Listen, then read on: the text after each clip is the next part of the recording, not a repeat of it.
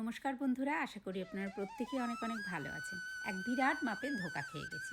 কাল বিকেলে আকাশে দেখছি ঝলমলে রোদ্দুর, এদিকে অনলাইনে দেখাচ্ছে বৃষ্টি হবে।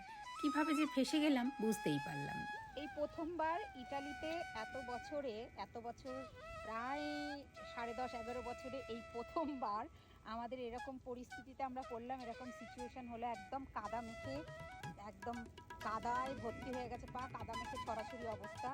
পার্কের মধ্যে এত তুমুল বৃষ্টি হয়ে গেল যে আমাদের হালাত এরকম হয়ে গেল। দাঁড়া দাঁড়া দাঁড়া, কি করে যাবি তুই? কি করে যাবি প্রিয়ম? আমরা পুরো কাক স্নান করে ফেলেছি। এদিক দিয়ে আয়, এদিক দিয়ে আয়। পার্কের কি অবস্থা! ও বাবা রে, কি শীত করছে! না না Priyam, no no no no Priyam, না না, তুমি একদম জলের মধ্যে যাবে না প্রিয়ম, প্লিজ।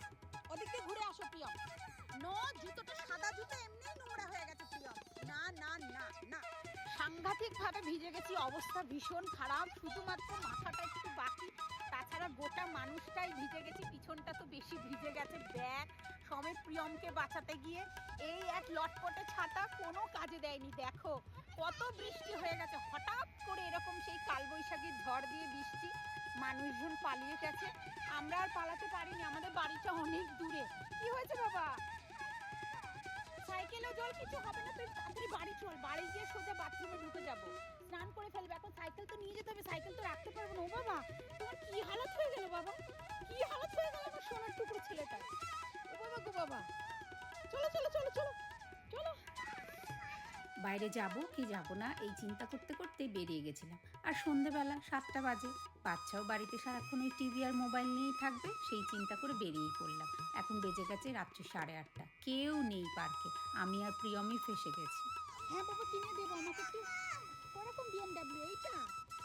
আচ্ছা ঠিক আছে, দেবো। তুই আমাকে একটু বড় লোক হতে দে, তখন দেবো। কিন্তু বিএমডাব্লিউ আর বিএমডাব্লিউ, দাঁড়া। পা একদম কাদায় ধুলে কি অবস্থা, আমি হাঁটতে পারছি না পাটা নিয়ে। সাইকেল দাঁড়াও তুমি, আগে পা ধুয়ে নি, হাঁটা যাচ্ছে না পুরো কাদাতে। কাদা আর পা চুলকাচ্ছে, প্যান ট্যান কি অবস্থা হয়ে গেল কাদায়, দেখ। আরে ভগবান, এমন দিনে এমন ফাঁসবো বুঝতে পারলে তাহলে আর বেরোতামই না তোকে নিয়ে। সকাল থেকে বলছি বেরোবো না বেরোবো না বেরোবো না, বৃষ্টি আছে। ঠিক রোদ্দুর উঠলো, সেই রোদ দেখে বেরিয়ে পড়লাম, আর রোদ দেখে বেরোতেই এমন হালাত হলো আমাদের। বাড়ির কাছাকাছি পৌঁছে গেছি, তাই ব্লগটা এখানেই রাখছি। তোমরা প্রত্যেকেই অনেক ভালো থেকো। ভয় পেয়েছিলাম ছেলের যদি জ্বর আসে, তবে তেমন কিছুই হয়নি, আজও স্কুলে গেছে।